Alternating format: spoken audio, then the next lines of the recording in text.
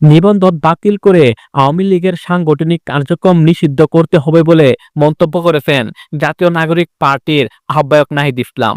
আজ শুক্রবার জাতীয় প্রেস ক্লাবে এবি পার্টির প্রতিষ্ঠাবার্ষিকী অনুষ্ঠানে তিনি এই মন্তব্য করেন। নাহিদ ইসলাম বলেন, জনরোষে পড়ে আওয়ামী লীগের নেতারা দেশ ছেড়ে পালিয়েছেন।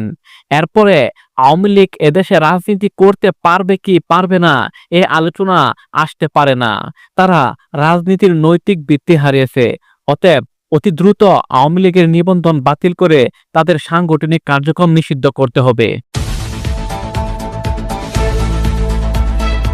তিনি বলেন, সংস্কারের কথা সব রাজনৈতিক দলই বলছে।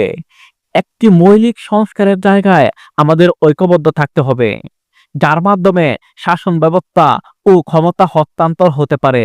তা পরিবর্তন না হলে জনগণের আকাঙ্ক্ষা বাস্তবায়ন হবে না।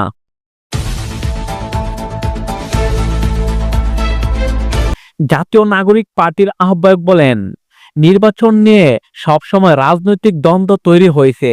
শান্তিপূর্ণভাবে ক্ষমতা হস্তান্তরের ক্ষেত্রে প্রাতিষ্ঠানিক নিয়মের বাহিরেও রাজনৈতিক দলগুলোর সদিচ্ছা প্রয়োজন।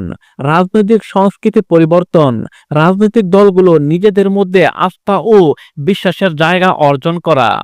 তা না হলে শান্তিপূর্ণ ক্ষমতা হস্তান্তরের যে চেষ্টা তা সম্ভব হবে না। আর হোসাইন, ডেইলি নিউজ 24।